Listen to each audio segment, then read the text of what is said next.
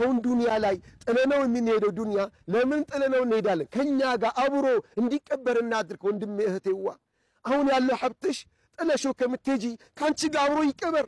ካንቺ ጋር አብሮ የቂያማ ቀን እንዲነሳ አድርጊው። ሰደቃ በመስጠት ካንቺ ጋር አብሮ ይቀበራል። ሰደቃ በሰጠሽው ብር ካንቺ ጋር የቂያማ ቀን አላህ ፊት ይቀርብልሻል፣ ጥላ ይሆንልሻል። ስለዚህ ሰደቃን እናብዛ፣ ሰደቃን እንስጥ። ዘካ የሚባለውን ብቻ አንጠብቅ እባካችሁ። በየዓመቱ ዘካን ብቻ እየጠበቅን መሆን የለበትም። የምንሰጠው ሰደቃ በየቀኑ መሆን አለበት። በየቀኑ ሰደቃ እንድንሰጥ ምን ብሎ አስተማሩ ነብዩ ሰለላሁ ዐለይሂ ወሰለም? እንዲህ ይላሉ፣ ማሚን የውሚን ማንኛውም ቀን የለም ኢላ ወፊሂ መለካን የንዚላን፣ በዛ በእያንዳንዱ ቀን ሁለት የሚወርዱ መላእክቶች አሉ። ፀሐይ በወጣችበት ቀን ሁሉ ሁለት መላእክቶች ከአላህ ዘንድ ይወርዳሉ። የነዚህ መላእክቶች ስራቸው ምንድነው? አንደኛው ምን ይላል? አላሁመ አዕጢ ሙንፊቀን ኸለፋ፣ ወይ ሁለተኛው ምን ይላል? አላሁመ አዕጢ ሙምሲከን ተለፋ።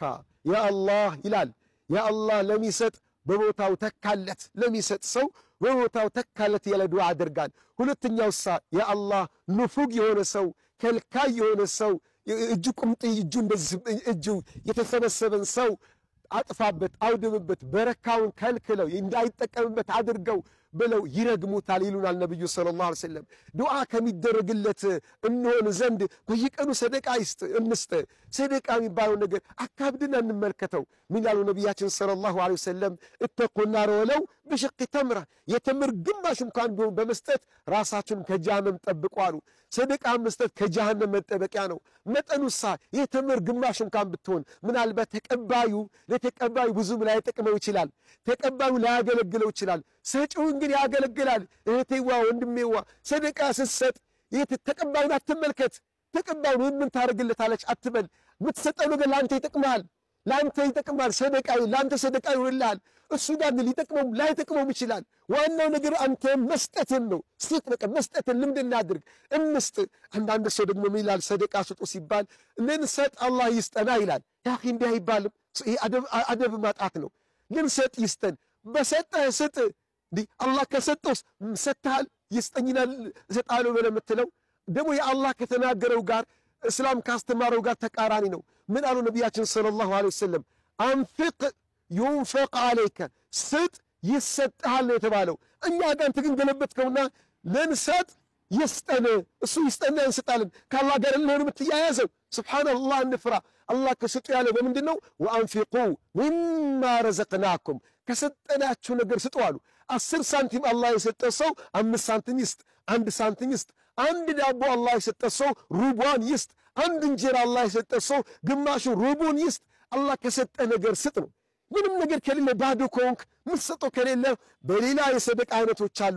በእነዛ ወደ አላህ የምትቃረበው። እባካችሁ ወንድሞች እህቶች፣ የሰደቃ ልምድ የለንም። ሰደቃን እንልመድ፣ ልጆችንም ሰደቃን እናስለምድ። ሰደቃ ትልቅ የዒባዳ ዘርፍ ነው። አብዛኛዎቻችን የዘነጋነው ነው፣ የረሳነው ነው። ሰደቃ ከመርሳታችን የተነሳ ምስኪኖች፣ ችግርተኞች ከቤታቸው ወጥተው በየጎዳናው በየመስጂዱ በራፍ በየመስጂዱ ሲለምኑ ታያለ። ይህ እኮ ትልቅ አይብ ነውር ነው። እንዴት እንዲህ ይሆናል? ምስኪኖች ከቤታቸው ሳይወጡ በየቤታቸው በችግራቸው መቅረፍ የነበረብን አካል ጉዳተኞች፣ ዑዝረኞች በየቤታቸው እያሉ ነበር ሐጃቸውን ጉዳያቸውን መጨረስ የነበረብን። እኛ ችላ ሰደቃን በመርሳታችን ሰደቃን በመተዋችን ችግርተኞች ከቤታቸው ወጥተው ጎዳና ይታያሉ። ችግርተኞች በየመስጂዱ የሚከፍሩም አሉ፣ በችግራቸው የሚከፍሩ አሉ። ይሄ ሁሉ የምን ችግር ነው? ሰደቃን አለመልመዳችን፣ ሰደቃ አለመስጠታችን፣ ንፉግ ሰስታ መሆናችን ነው። እባካችሁ ምን አሉ ነቢያችን ሰለላሁ ዐለይሂ ወሰለም? ሀለከል ሙክሲሩን፣ ባለሀብቶች ጠፉ አሉ ነቢያችን ሰለላሁ ዐለይሂ ወሰለም።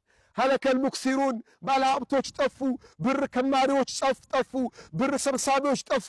ኢላ መን ቃለ ቢማሊ ሀከዛ ወሀከዛ ወሀከዛ አሉ።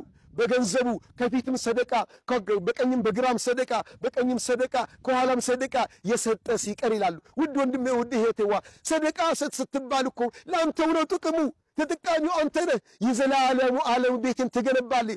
ጠፊ በሆነው ብር፣ ጠፊ በሆነው ዱንያ ዘላለማዊ የሆነውን ጀነት ተድላ ምቾትን ሸምት ነው የተባልከውና ይህ ተግባር ሰው አላህ አድርገን። ወሰላሙ አለይኩም ወራህመቱላሂ ወበረካቱ።